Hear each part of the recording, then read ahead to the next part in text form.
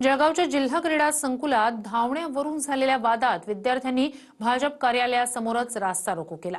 मैदानात पोलीस भरतीची तयारी करणारी शेकडो मुलं रोज धावण्याच्या सरावासाठी येतात। मात्र याआधी धावण्यासाठी जी फी 150 रुपये होती ती आता थेट 600 रुपये केल्यानं विद्यार्थी आक्रमक झाले।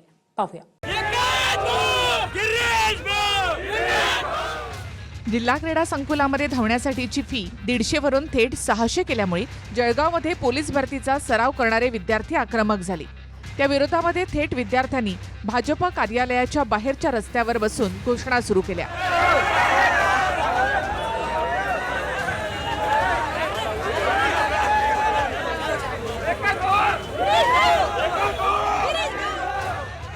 घोषणाबाजी ऐकून भाजप कार्यालयामधून मंत्री गिरीश महाजन बाहेर आले आणि त्यांनी आंदोलनाची पद्धत आहे काही गुन्हे दाखल झाले तर नोकरी सुद्धा हातून जाईल असा दम भरला।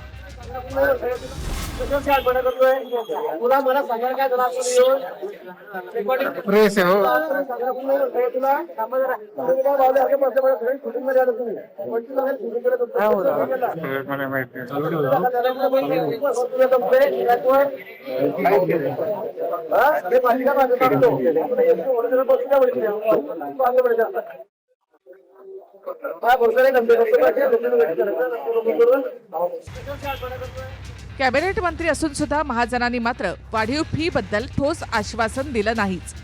हा मुद्दा जिल्हाधिकाऱ्यांच्या अखत्यारीमध्ये असून त्यांच्याकडे दाद मागण्याचं सांगितलं गेलं। जळगाव जिल्हा क्रीडा संकुलामध्ये पोलीस भरतीचा सराव करणारी शेकडो मुलं सकाळी धावायला येतात। इथे आता सिंथेटिक ट्रॅक बनवला गेलाय, त्यासाठी अनेक दिवस मैदान बंदही होतं। धावण्याच्या सरावासाठी मैदान सुरू करा यासाठी देखील मुलांना आक्रमक व्हावं लागलं। त्यावेळी मुलांनी मंत्री गुलाबराव पाटलांची गाडी अडवून मैदान तातडीनं सुरू करण्याची विनंती केली। काही दिवसांनी मैदान सुरू झालं, मात्र नवा सिंथेटिक ट्रॅक बनवल्यामुळे आता दरमहा प्रत्येकाला 150 ऐवजी 600 रुपये फी द्यावी लागेल असं सांगितलं गेलं। त्यावरून विद्यार्थ्यांवर पुन्हा एकदा आंदोलनाची वेळ आली।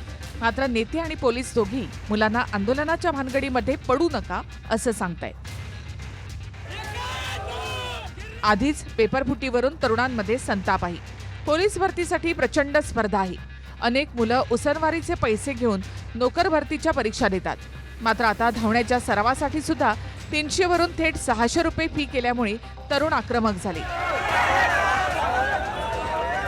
किशोर पाटील, TV9 मराठी, जळगाव।